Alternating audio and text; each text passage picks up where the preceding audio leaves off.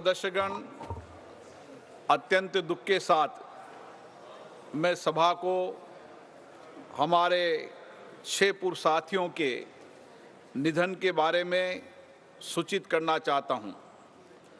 श्री ताराचंद शिवाजी पटेल मध्य प्रदेश के खरगोन संसदीय निर्वाचन क्षेत्र से 13वीं लोकसभा के सदस्य थे। श्री पटेल ने कृषि संबंधी स्थायी समिति के सदस्य के रूप में कार्य किया।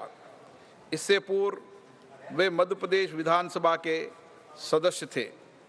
श्री ताराचंद शिवाजी पटेल का निधन 18 सितंबर 2023 को 81 वर्ष की आयु में खरगोन मध्य प्रदेश में हुआ। श्री विजय कुमार यादव बिहार के नालंदा संसदीय निर्वाचन क्षेत्र से 7वीं, 8वीं और 10वीं लोकसभा के सदस्य थे। श्री यादव ने अनुसूचित जातियों तथा अनुसूचित जनजातियों के कल्याण संबंधी समिति, अधीनस्थ विधान संबंधी समिति तथा विशेषाधिकार संबंधी समिति के सदस्य रूप में कार्य किया।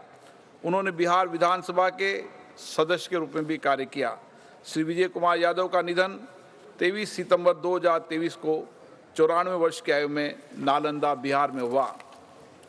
श्री सरताज सिंह चटवाल मध्य प्रदेश के होशंगाबाद संसदीय निर्वाचन क्षेत्र से 9वीं, 10वीं, 11वीं, 12वीं तथा 14वीं लोकसभा के सदस्य थे।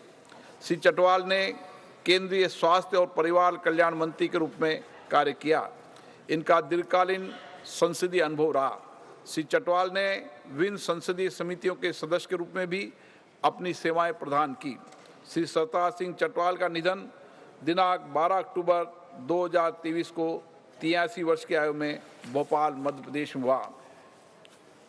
श्री प्रताप सिंह चौहान गुजरात के पंचमहल संसदीय निर्वाचन क्षेत्र से 15वीं और 16वीं लोकसभा के सदस्य थे। श्री चौहान विभिन्न संसदीय समितियों के सदस्य रहे। उन्होंने गुजरात सरकार में उपमंत्री और राज्य मंत्री के रूप में भी अपनी सेवाएं दी तथा वे 5 कार्यकाल तक गुजरात विधानसभा के सदस्य भी रहे। श्री प्रताप सिंह चौहान का निधन 26 अक्टूबर 2023 को 82 वर्ष की आयु में पंचमहल, गुजरात में हुआ।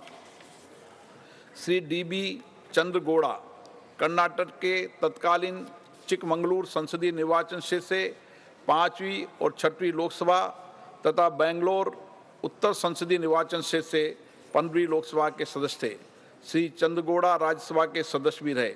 श्री चंद्रगौड़ा ने विभिन्न संसदीय समितियों के सदस्य के रूप में काम किया। श्री चंद्रगौड़ा ने कर्नाटक विधानसभा के अध्यक्ष के रूप में भी कार्य किया। वे 3 कार्यकाल के लिए कर्नाटक विधानसभा के सदस्य रहे तथा वे कर्नाटक विधान परिषद के सदस्य भी रहे। श्री चंद्रगौड़ा ने कर्नाटक सरकार में अनेक मंत्रालयों का कार्यभार संभाला तथा उन्होंने कर्नाटक विधानसभा और कर्नाटक विधान परिषद में नेता प्रतिपक्ष के रूप में भी कार्य किया। श्री DB चंद्रगौड़ा का निधन 7 नवंबर 2023 को 87 वर्ष की आयु में चिकमंगलूर, कर्नाटक में हुआ। श्री वसुदेव आचार्य पश्चिम बंगाल के बांकुरा संसदीय निर्वाचन क्षेत्र से 7वीं, 8वीं, 9वीं, 10वीं, 11वीं, 12वीं, 13वीं, 14वीं और 15वीं लोकसभा के सदस्य रहे। अपने दीर्घ तो लोकसभा की कार्यवाही इस वक्त शुरू हो चुकी है और तस्वीरें भी हम आपको दिखा रहे हैं। यहाँ पर प्रधानमंत्री मोदी का भव्य स्वागत किया गया, साथ में JP नड्डा की मौजूदगी और इसके साथ ही गृह मंत्री अमित शाह का भी जोरदार स्वागत यहाँ पर हुआ है। और वजह यह कि 3 राज्यों में बीजेपी जिस तरीके से जीतकर सामने आई है, सदन में आज जोरदार स्वागत प्रधानमंत्री मोदी का हुआ है। नारे लगते रहे बार बार मोदी सरकार। मेरे सहयोगी आनंद इस वक्त मेरे साथ जुड़ गए हैं। आनंद, सदन की कार्यवाही शुरू हो चुकी है और जिस तरीके से अपडेटेड पहले ही था कि यहाँ पर सदन में स्वागत होना है प्रधानमंत्री मोदी का, लेकिन काम बहुत सारे होने हैं जिसको लेकर के पहले ही प्रधानमंत्री मोदी कह चुके हैं कि इस बार जो हार का गम है वो सदन के अंदर ना निकाला जाए, जो गुस्सा है विपक्ष ना निकाले। जी बिल्कुल, प्रधानमंत्री लगातार कहते हैं कि पार्लियामेंट एक ऐसा स्थान है, देश की सबसे बड़ी पंचायत है। कॉन्स्टिट्यूशनली अगर हिसाब से बात करें, संवैधानिक हिसाब से बात करें तो भारत सरकार लायबल है, यानी आंसरेबल है उन तमाम सांसदों का जो विपक्ष सरकार से पूछना चाहती है और तमाम वो आरोप प्रत्यारोप के सिलसिले और बातचीत से तमाम हल निकल सकते हैं। तो इसको लेकर लगातार प्रधानमंत्री आप देखते हैं बोलते हैं विपक्ष से कि अगर किसी बात को लेकर आपको बात करनी है तो आइए पार्लियामेंट में, और साथ दोनों बातचीत करते हैं और उसके आगे को उसका हल निकालते हैं। लेकिन आपने लगातार देखा होगा विपक्ष एक मुद्दे को उठाता है और लगातार उसको लेकर हंगामा करता है और हंगामा के बाद बाइकआउट कर देता है। लगातार प्रधानमंत्री कह रहे हैं कि ये 2019 की आखिरी विंटर सेशन है, यानी कहीं पूर्ण सेशन है, जिसके बाद आप बात कीजिए, हम लोग यहाँ जनता के लिए आए हैं और जनता की समस्याओं का हल निकालने को लेकर। लेकिन विपक्ष ने अपना रवैया लगातार आप देखेंगे होंगे, इससे पहले भी तमाम सेशंस में एक मुद्दे को उठाया गया और मुद्दे का आलम कुछ इस कदर रहा कि तमाम पूरी की पूरी बड़ी पंचायत, देश की सबसे बड़ी पंचायत संसद लगातार स्थगित होती चली गई।